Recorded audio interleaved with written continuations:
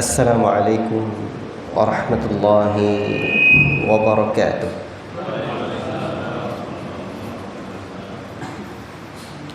Innal hamdalillah nahmaduhu wa nasta'inuhu wa nastaghfiruh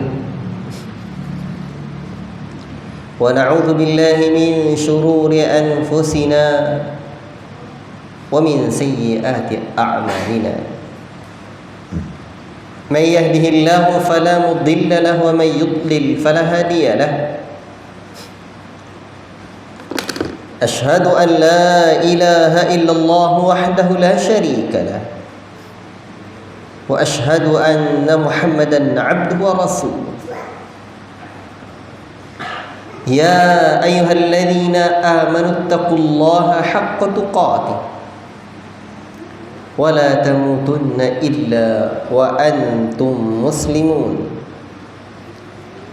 يا أيها الناس اتقوا ربكم الذي خلقكم من نفس واحدة وخلق منها زوجها وبث منهما رجالا كثيرا ونساء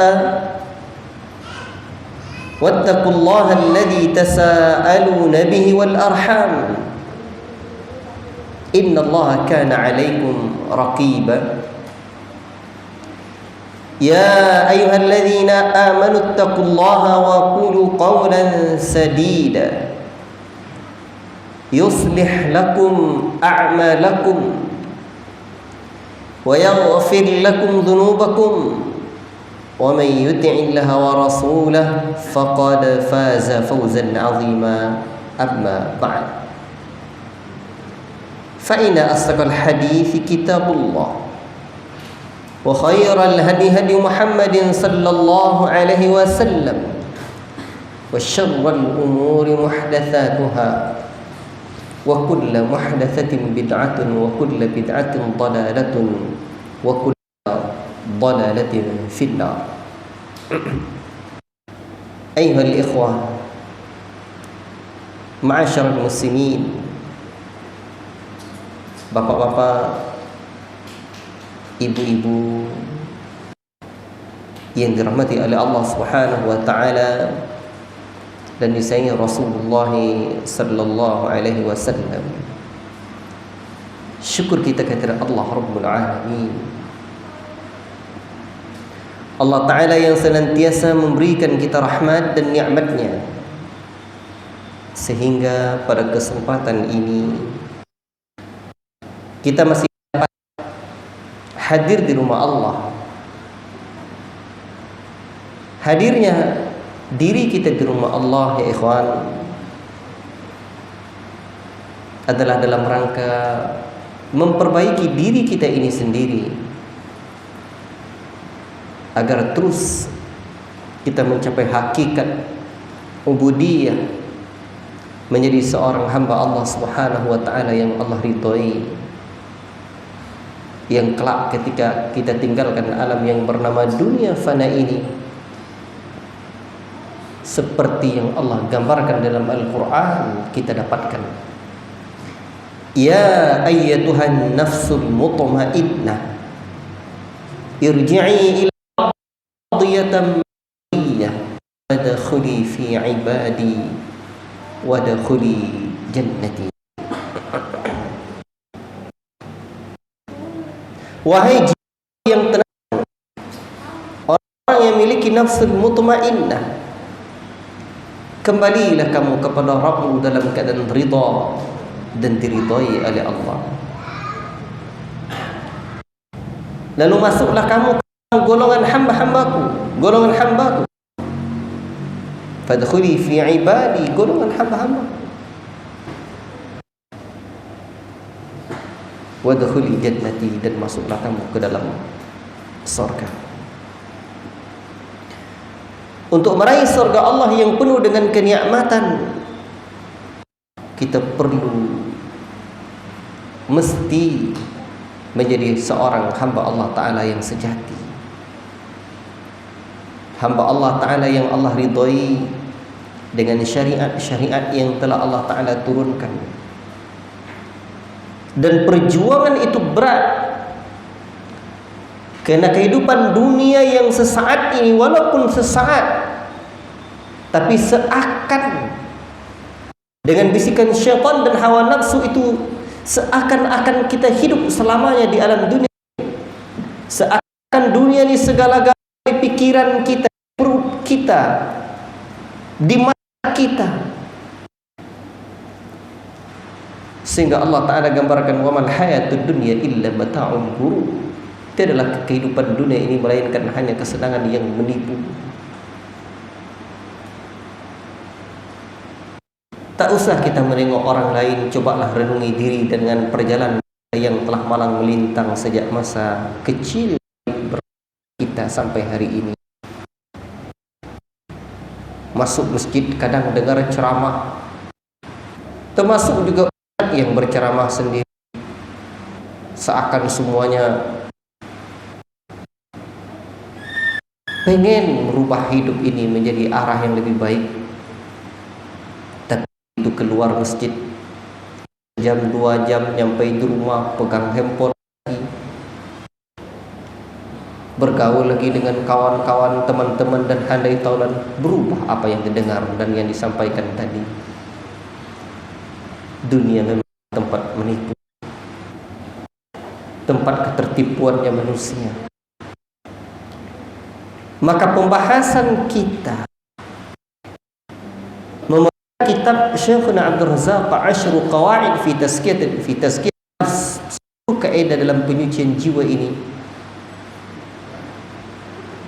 saya dulu rasanya makanan wajib bagi rohani ini.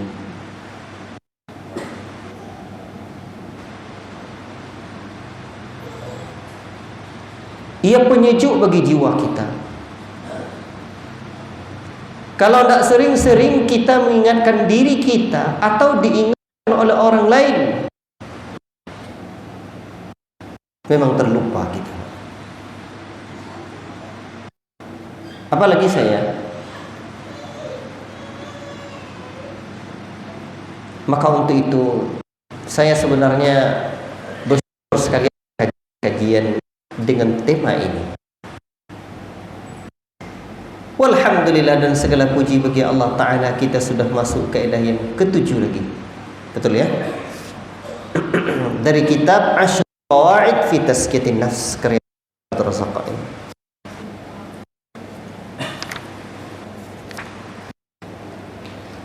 Tadhakkurul mauti wa liqa Allah Ta'ala azza wa jalla. Tadhakkurul mauti wa liqa'illahi azza wa jalla, mengingat kematian dan perjumpaan dengan Allah azza wa jalla. Manusia ini ada perjalanannya, rihlatul insan, perjalanan manusia.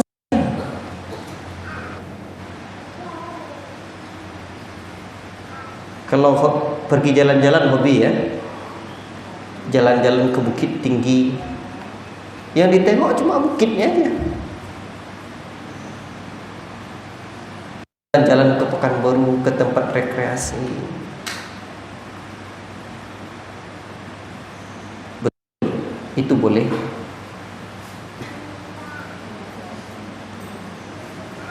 Tidak ada larangan selama tidak melanggar aturan syar'i. Tapi jiwa kita ini butuh rekreasi, tadabbur, perjalanan ke alam akhirat. Itulah perjalanan insan menuju alam kematian. Mengingat kematian adalah memberikan banyak faedah, memberikan kekuatan, memberikan semangat.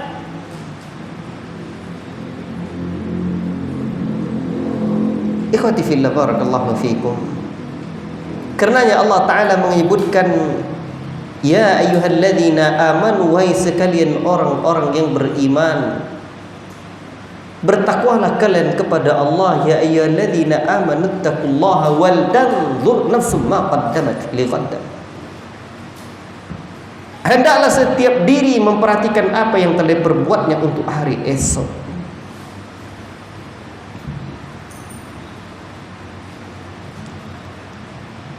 Apa yang sudah kita perbuat untuk hari esok kita. Dan hari esok di sini maknanya adalah kematian. Sekarang hari Sabtu, betul? Malam Ahad. Kita belum pasti untuk hidup hari Ahad pagi besok. Maka yang dimaksud lighad di sini bukanlah hari Ahad besok. Sebab tidak pasti kita akan menjumpai pagi Ahad. Maka makna lighad di sini adalah kematian, karena kematian adalah sebuah kepastian yang didapatkan. Itulah yang perlu diperhatikan. Dan di sini Allah menyebutkan kematian dengan ungkapan lighad, hari esok. Hari esok adalah hari dengan hari ini tidak ada perantara. Kalau lusa ada perantara, artinya kematian adalah sesuatu yang dekat dengan kita. Kalau orang selalu mempersiapkan dirinya apa yang akan dikerjakannya besok, atau sudah ada planning, besok kemana Pak? Ke kebun atau ke kebun binatang? Atau kemana-mana? Sudah ada planningnya, sudah dibuat. Atau dalam kita di rumah aja.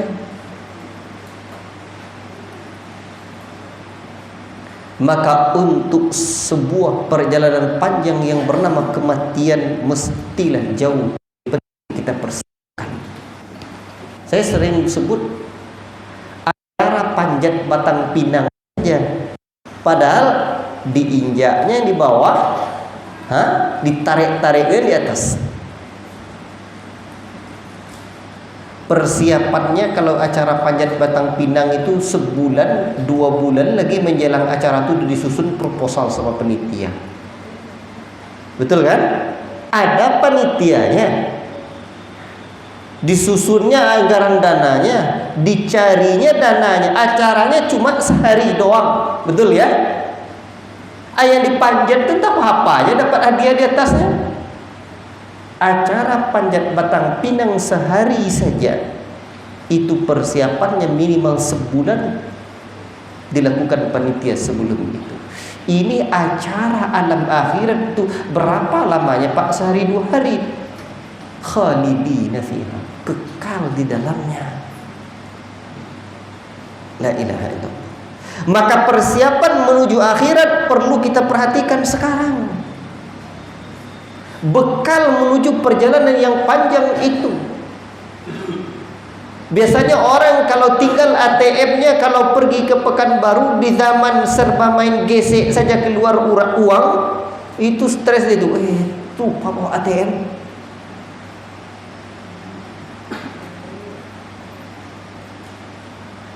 Apalagi kalau mak-mak pagi itu sebagiannya tidak selera makan lagi. Kalau udah siap-siap mau berangkat tu kan. Malam kasakusu awak pula yang capek kadang nengoknya. Betul Pak? Sama lagi kita tu. Tapi begitulah orang persiapan perjalanan. Dan ternyata ada perjalanan panjang yang akan kita tempuh bernama perjalanan ke alam akhirat. Maka mengingat kematian ini, tadzakurul mauti wa liqa'illahi azza wa jalla, ini mengingat kematian dan perjumpaan dengan Allah ini. Wah, itu penting.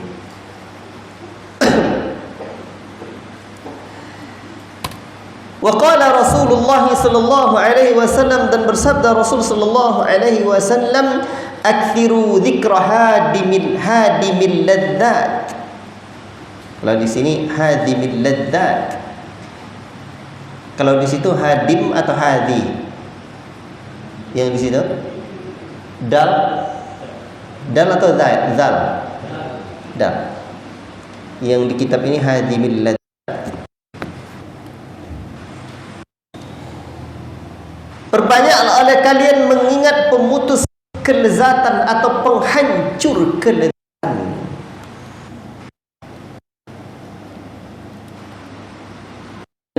Penghancur kelezatan itu ya'ni al-maut, itu kematian.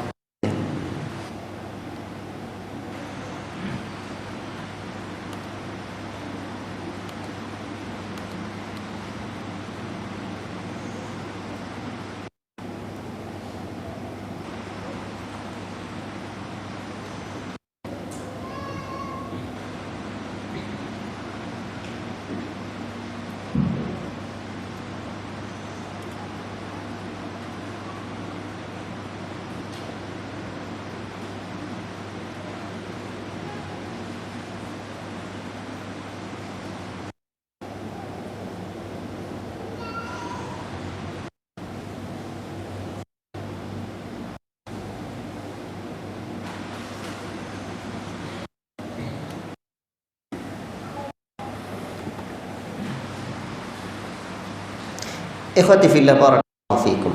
Apa itu kematian? Kematian adalah wal fasl baina hadzal dar wa daral qarar. Kematian adalah pemisah antara kehidupan atau negeri dunia dengan negeri akhirat. Dan juga pemisah wal fasl amal wal jazaa alaihi, dan juga pemisah antara waktu beramal dan pembalasan amal. Wa huwal haddul fariqu baina taqdimi zad wa mulaqat jazaa, dan juga merupakan batasan yang membedakan antara menyiapkan perbekalan dan menjumpai balasannya. Fala majala ba'dahu taubati wal istighfar minas sayyi'at, maka tidaklah ada kesempatan untuk bertaubat dan beristighfar lagi dari keburukan-keburukan, minta ampun dari kesalahan-kesalahan. Wala majala ba'dahu, dan tidak pula ada lagi kesempatan setelahnya lil istikthari minal hasanati, untuk memperbanyak perbuatan-perbuatan kebaikan saleh, kama qala ta'ala, sebagaimana firman Allah Ta'ala, wa laysatit taubatu lilladzina ya'maluna sayyi'ati, dan tidaklah taubat diterima lagi bagi orang-orang yang mengerjakan kejahatan atau keburukan, hatta idza hadara ahadumul mautu, sampai datang kematian, qala inni tubtul ana, sesungguhnya aku sekarang telah bertobat. Jadi di sini Syekh menjelaskan apa itu kematian. Kematian ini adalah pemisah antara kehidupan dunia dan kehidupan akhirat. Kalau ditanya mati itu kehidupan dunia atau kehidupan akhirat, kalau kategorinya bagian dari kehidupan akhirat. Sebab dalam iman yaumil akhir, rukun iman yang ke berapa, Pak? Keberapa? Kelima atau keenam? Iman dengan hari akhirat kelima atau keenam? Keenam. Kelima. Al-iman yaumil akhir di dalam kitab akidah, seperti dalam kitabnya Syekh Shalih Fauzan al-i'tiqad atau ar-rasad ila sabilil i'tiqad, dan kitab-kitab yang lain, disebutkan oleh ulama beriman dengan hari akhirat itu dimulai dengan kematian dan perjalanan menuju alam kubur. Berarti kematian adalah alam akhirat. Kubur adalah awal manazilil akhirah. Kubur adalah awal awal dari tempat persinggahan menuju alam akhirat.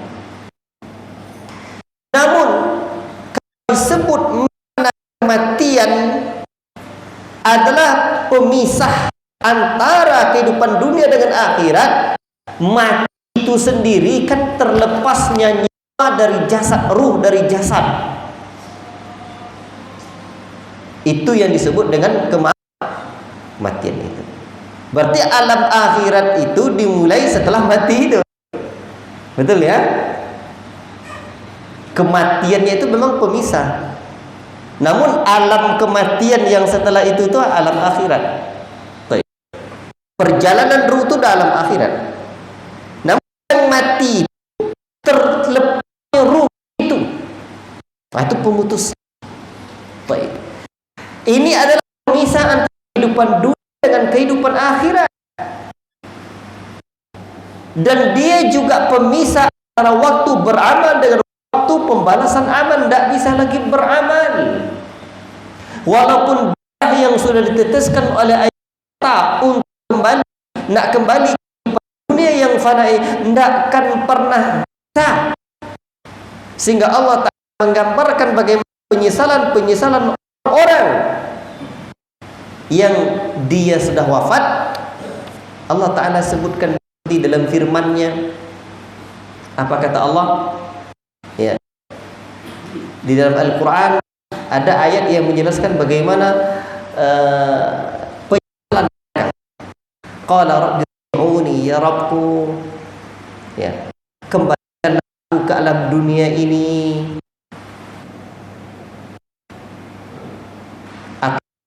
Seperti juga Allah Subhanahu wa taala, manakala mereka sudah wafat,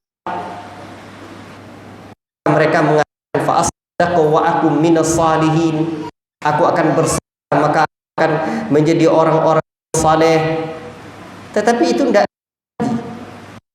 Jadi penyesalan itu mulai terjadi itu bukan di hari akhirat setelah hari kiamat, tidak.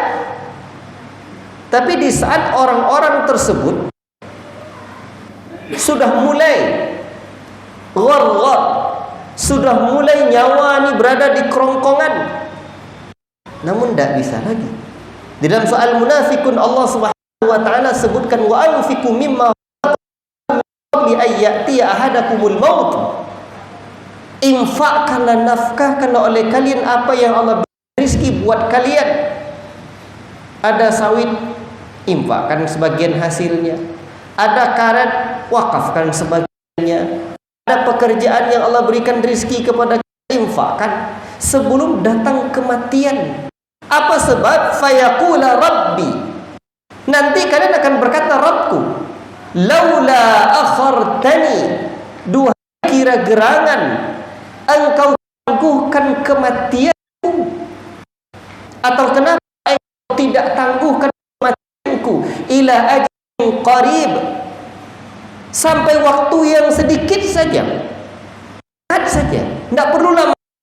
Untuk apa mereka minta tangguhan? Fa asaddaqa wa akum salihin, agar aku bisa bersedekah dan masuk orang-orang yang saleh, sebagaimana Allah sebutkan dalam surah Munafikun ayat yang ke-10. Tetapi tidak bisa lagi. Makanya tertutup pintu tobat itu ada dua. Satu, di saat nyawa berada di kerongkongan gharghar. Yang kedua, di saat matahari berada di ufuk barat menjadi tanda dari hari kiamat. Sebelum terjadinya terbit matahari di ufuk barat itu terjadi yang panjang. Keesokan harinya mereka melihat bahwa ternyata matahari terbit tidak seperti di tempat yang biasanya. Baik, ikhwati barakallahu. Maka dari sini dapat kita ketahui bahwa ternyata kita menyesal. Bahkan kita sama ketahui riwayatnya Fir'aun. Dia mengatakan ala rabbul a'la, saya adalah Rabbmu yang paling tinggi. Makanya beda kisah hidup perjalanannya antara Fir'aun. Fir'aun mendekati ruh dia, meninggalkan jasadnya.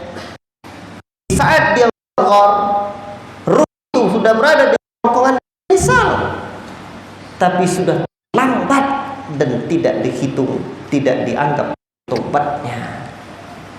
La ilaha illallah. Dan begitulah kehidupan dunia ini menipu.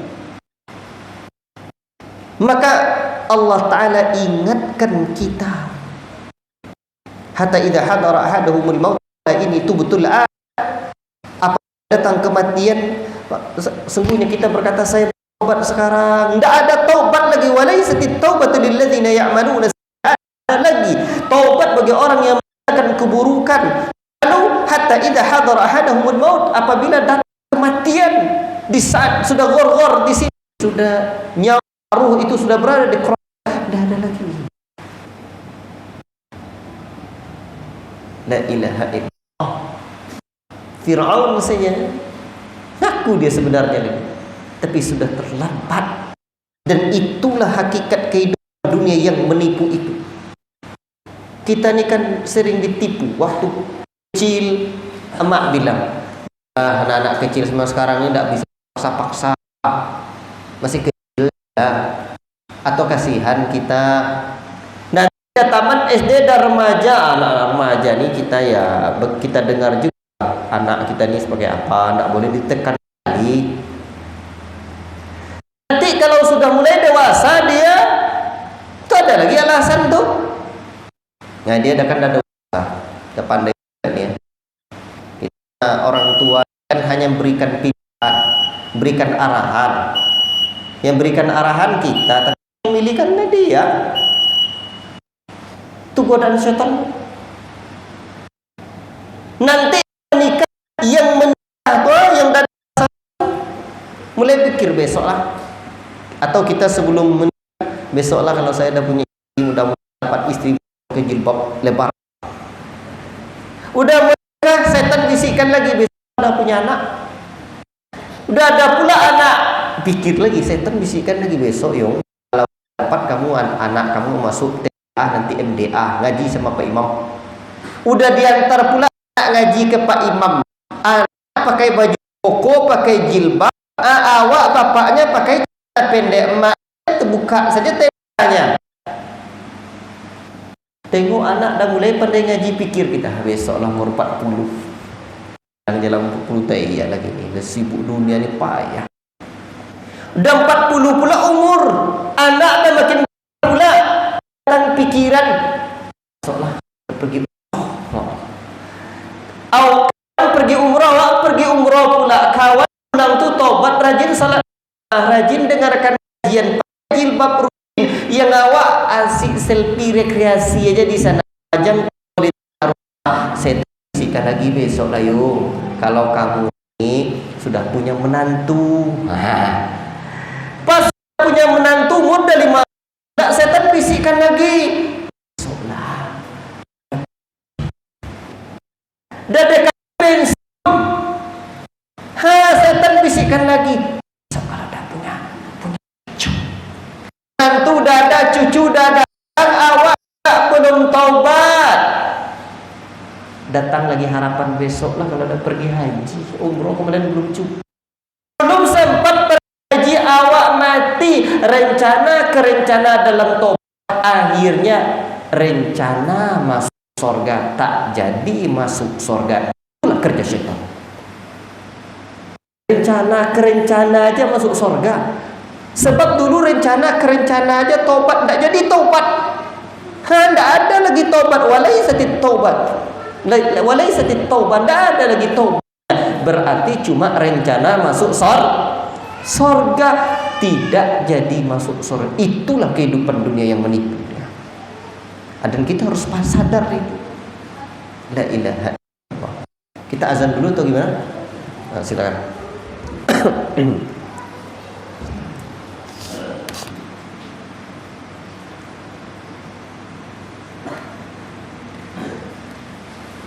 Ikhwati fillah, barakallahu fikum. Kemudian Syekh melanjutkan,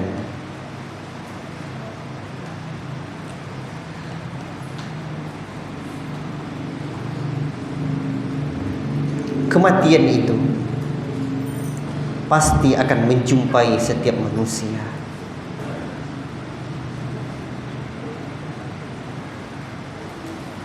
Tidak ada yang terkecuali. Dan menjumpai manusia tanpa keraguan, tanpa ada keraguan tentang perjumpaan kematian dengan manusia itu. Sebagaimana yang Allah Ta'ala firmankan, Qul innal mauta alladhi tafirruna minhu fa innahu mulaqikum. Sesungguhnya kematian yang kamu lari daripadanya, maka sesungguhnya kematian itu akan menemui kamu. Dan Allah Ta'ala juga sudah menyebutkan, Aynama takunu yudrikkumul maut walau kuntum fi burujim musyayyadah.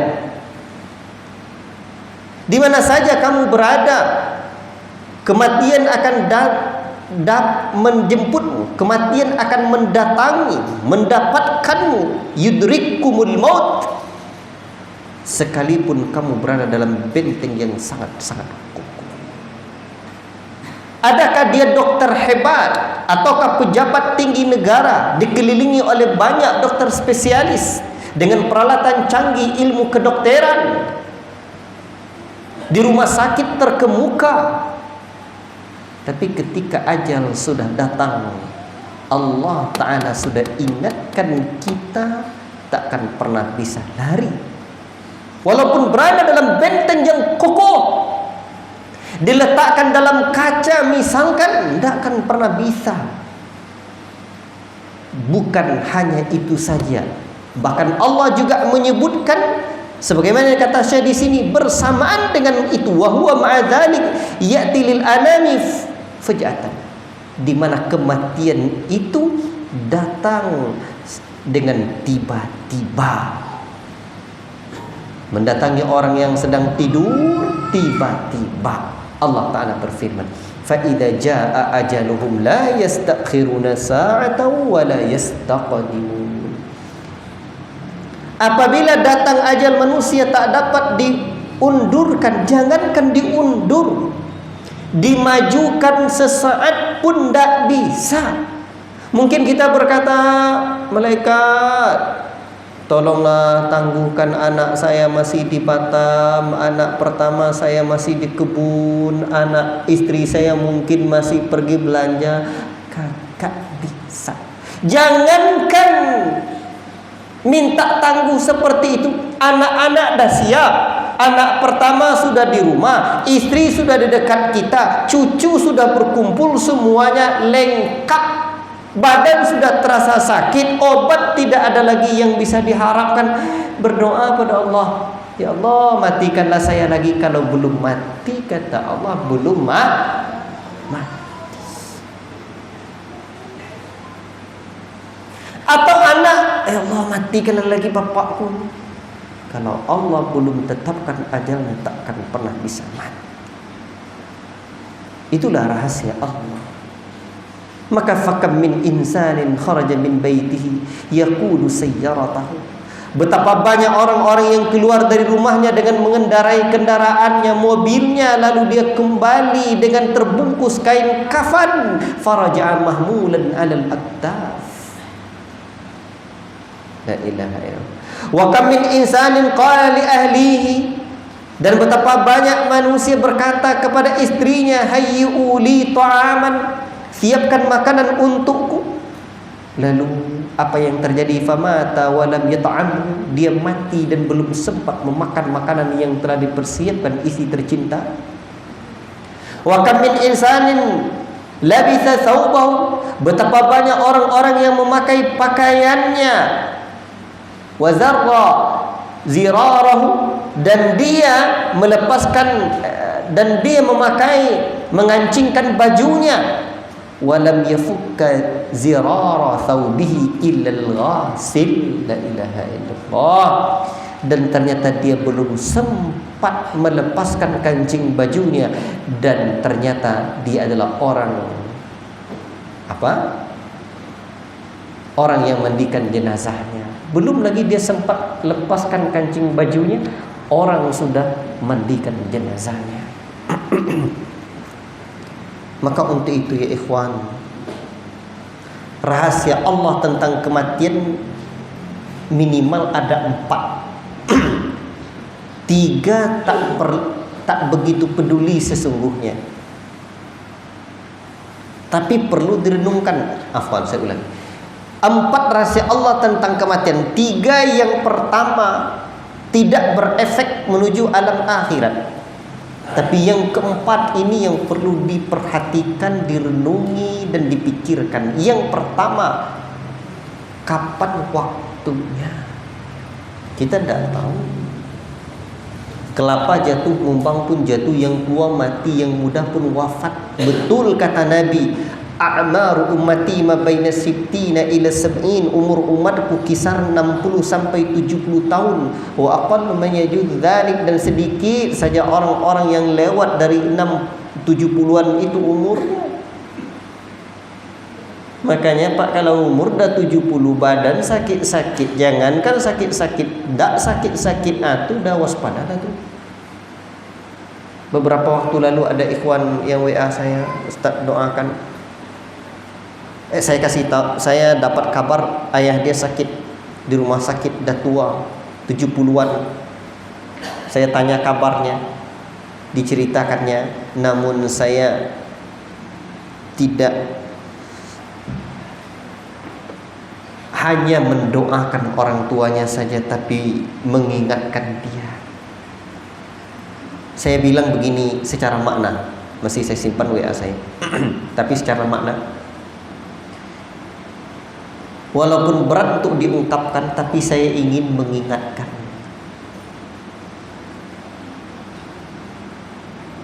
Jangan tinggalkan ayahmu, dekat dengan dia terus. Ingatkan dia tentang kematian, tentang alam akhirat.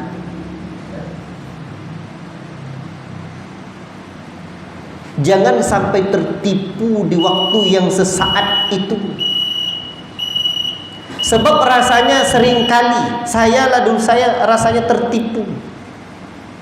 Saya ingin memberikan contoh, Pak. Ayah saya wafat usia 71. Saya masih berharap ayah saya sembuh. Qadarullah wafat.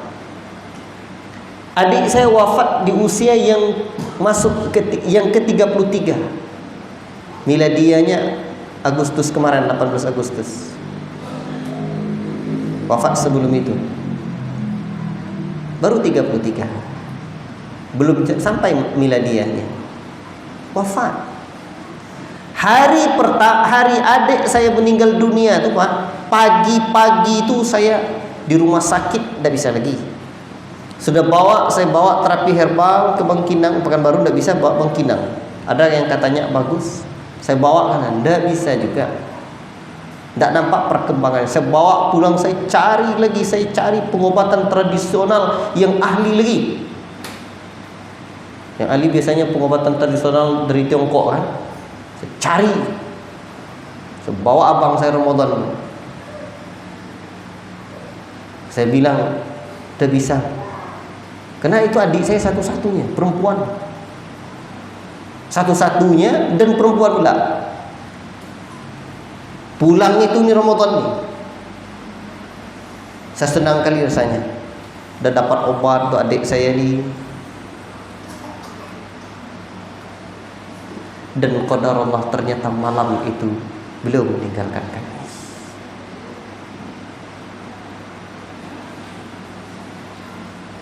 Makanya Pak, ini pelajaran besar rasanya.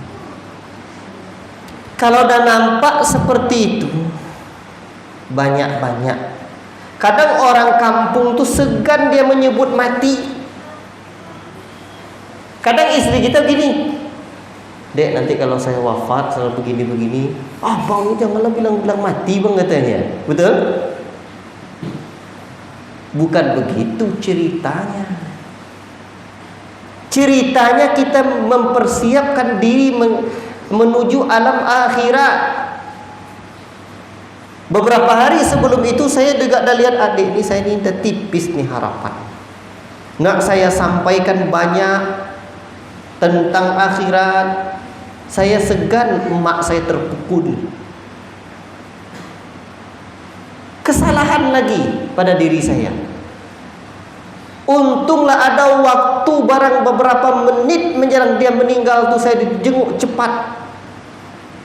Maka melihat itu langsung saya bilang sama adik saya, jangan kau pikirkan lagi dunia ini. Insya Allah saya, emak, semuanya saya bilang, besok kita jumpa lagi di surga. Kesempatanmu sekarang, la ilaha illallah, saya talkinkan. Dan beliau mengikuti itu. Sesaat aja. Dan untung juga mak saya, rupanya abang saya sebelum itu juga mengingatkan. Dia juga ngaji-ngaji sekitar setengah jam lah menjelang tinggal. Untung diingatkan, Pak. Kalau tidak berat, Pak, sakaratul maut itu berat. Saya pegang dada adik saya tuh, detak jantung, panas, sepanas-panas. La ilaha illallah.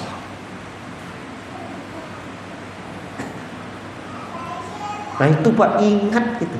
Kalau dada adik kita, anak kita, istri kita, semuanya ingatkan dia. Jangan kita terlupa.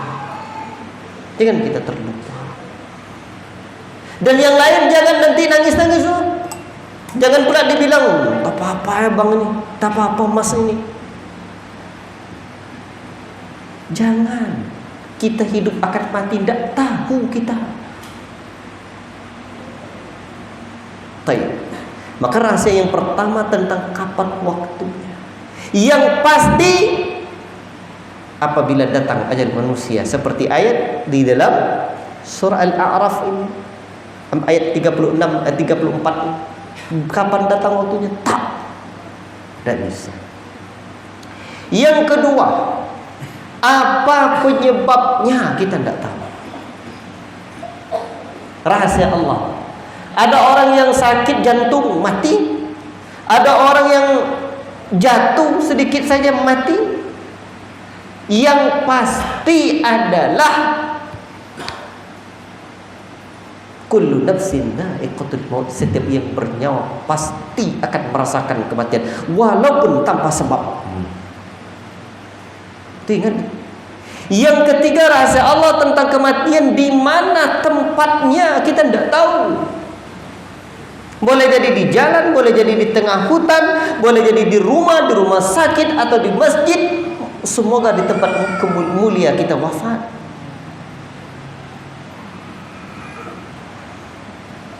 Dan ada anjuran berharap kita wafat di tanah suci, di Madinah Al-Munawwarah. Itu tiga itu Pak. Ini tidak terlalu berefek ke akhirat kita, kecuali mati di tempat maksiat, ya, atau di tempat kemuliaan seperti di tanah suci atau di masjid, atau lain lagi. Rahasia Allah yang keempat tentang kematian, dan ini yang perlu kita renungkan. Mati saleh diterima Allah dengan keridhaannya, atau mati taleh, mati dalam kemurkaan Allah? Ini yang perlu dipikirkan. Mau di mana tempatnya, mau kapan tempatnya, mau apa penyebabnya? Tidak berefek ke akhirat sebagian besarnya.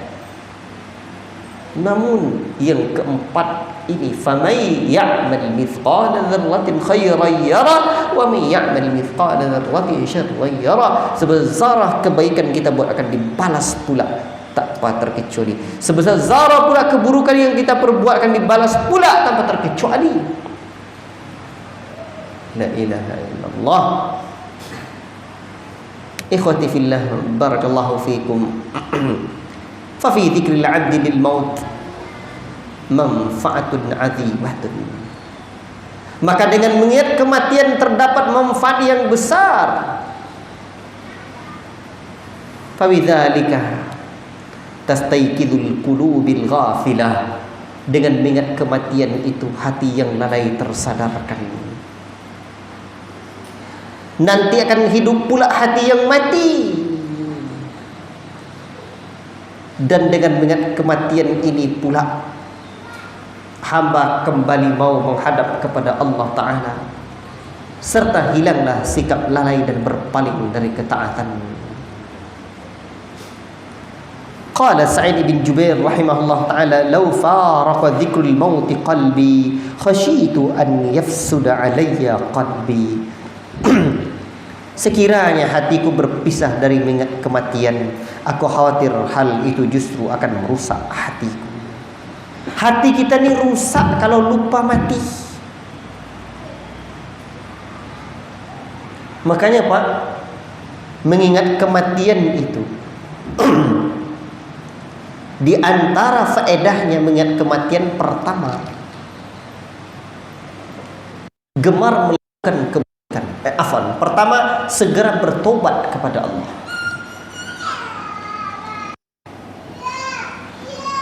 Yang kedua, gemar melakukan kebaikan. Tiga, wara' dan zuhud terhadap dunia. Dan kecelakaan yang didapatkan oleh orang yang lupa terhadap kematian minimal juga ada 3 malapetaka yang akan didapatkannya. Ini juga di antara perkataan para ulama dahulu. Pertama, menunda-nunda taubat. Orang kalau lupa mati ditunda-tunda taubat, tunda-nunda taubat. Yang kedua, malas melakukan ketaatan. Yang ketiga, dia akan tamak terhadap dunia ini.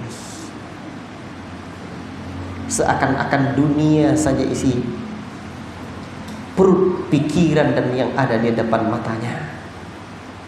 La ilaha illallah. Wala yazalul 'abdu bi khairin ma kana nadhiran li mawqifihi baina yaday Allah azza wa jalla yaumal qiyamati ba'da mamatihi. Dan senantiasalah seorang berada dalam kebaikan selama dia mengingat posisinya di hadapan Allah azza wa jalla hari kiamat, dan juga tempat kembalinya setelah kematian. La ilaha illallah.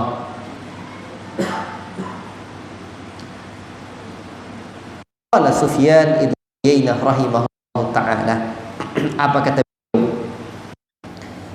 Mathaltu nafsi fil jannah, aku umpamakan diriku sedang berada di surga. Aku thimara, buahnya surga. Wa ashrabu min anhari, minum sungai-sungai surga itu. Wa u'aniku abkaraha, dan aku memeluk bidadari-bidadari surga. Thumma mathaltu nafsi finnar, kemudian aku umpamakan pula diriku sedang berada di dalam neraka. Aku min umiha, aku memakan buah zakumnya.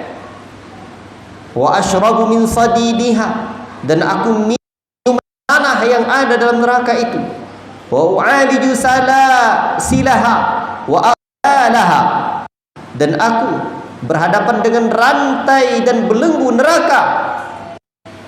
Fakultu li nafsi, aku pun berkata kepada diriku, ai nafsi, wahai jiwaku, wahai diriku, ayu syai'in turidi, mana yang engkau inginkan? Qalat, jiwaku pun berkata, uridu an uradda ilayya dunya, aku ingin kembali ke dunia.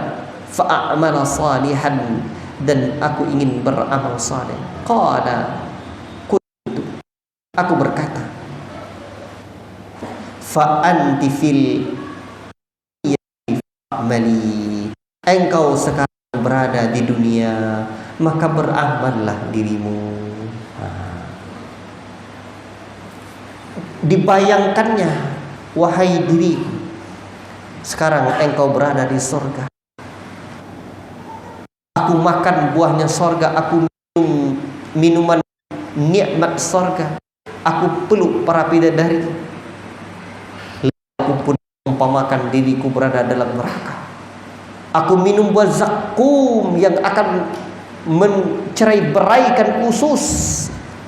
apabila diminum, apabila dimakan. Aku minum nanah-nanah yang ada di neraka itu.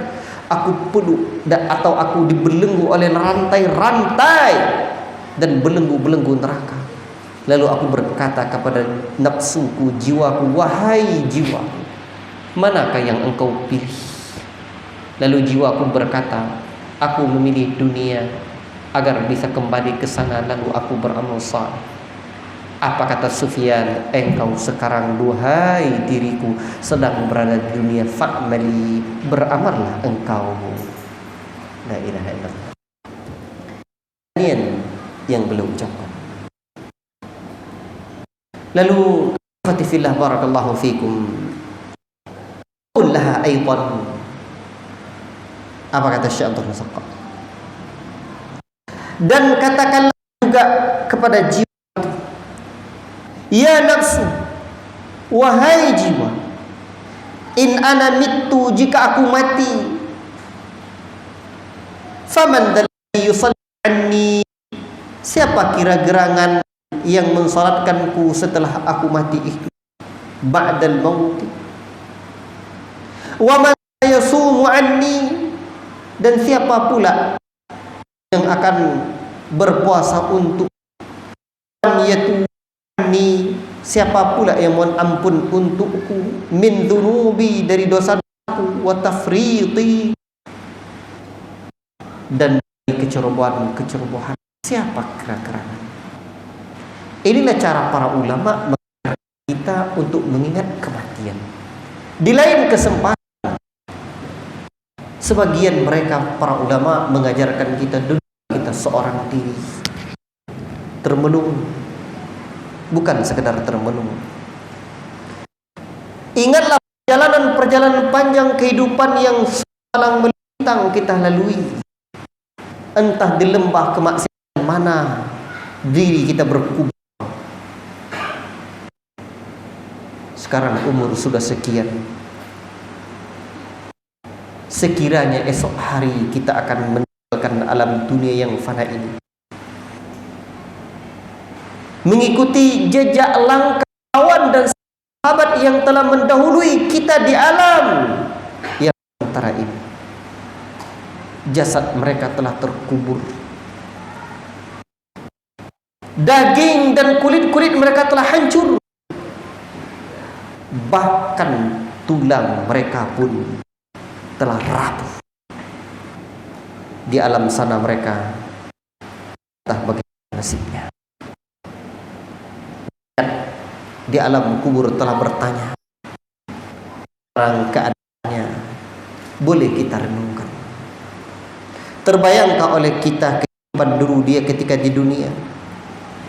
Sahabat yang dulu kita bersama bermaksiat dengan dirinya, sahabat yang dulu kita sama tahu bahwa dia melalaikan salatnya, sahabat yang dulu rajin riba, berzina dan segala dosa-dosa besar kita kerjakan bersama dengan dia, sekarang telah tiada. Dan kita tahu dari Rasul dan Allah sendiri bagaimana nasib mereka di alam itu. La ilaha illallah. Tak terbayang azab yang tak terbayang bagaimana derita yang ia jumpai di sana. Sekarang, wahai diri kita yang masih berada di alam dunia ini, sadarlah, boleh jadi esok hari ataupun nanti malam kita akan menyusul sahabat-sahabat kita itu. La ilaha illallah. Kalau umur Pak sudah 40 tahun, sudah banyak orang yang telah mati, padahal mereka dulu kawan kita, padahal dulu mereka paman kita, padahal dulu mereka orang tua kita, padahal dulu mereka mungkin bahkan. Wajar Allah memberikan cara nyawa manusia itu bukan sekaligus, tapi dimatikan satu orang, diwafatkan satu orang, biar yang menjadi mengambil pelajaran. Kafat wa'idha, cukuplah kematian menjadi peringatan. Kalau dah usia dah jenggot dah putih Pak, Ada banyak yang mati. Saya besar di Patkan Utara.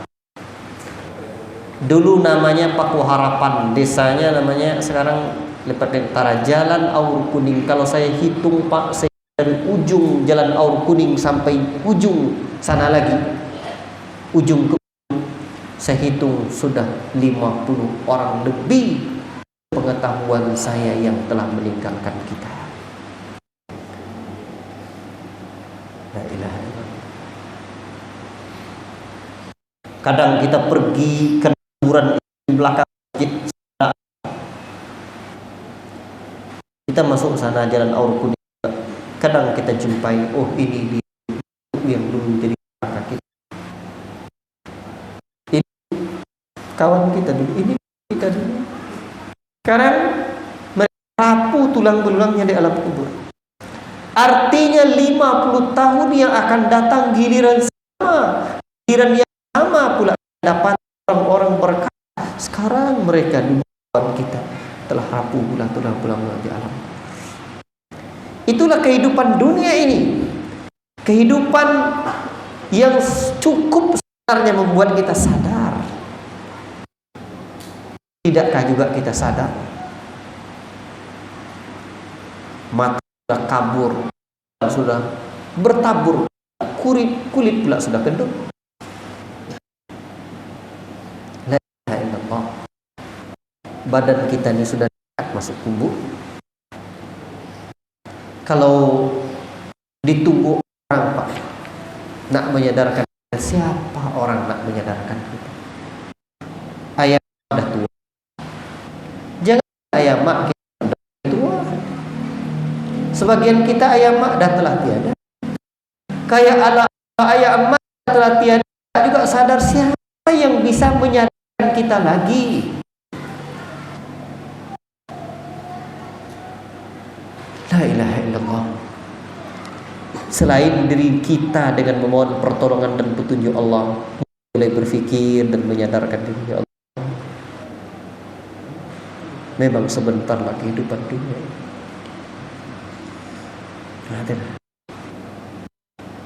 Makanya itulah yang akan membuat kita suci jiwa kita. La ilaha illallah.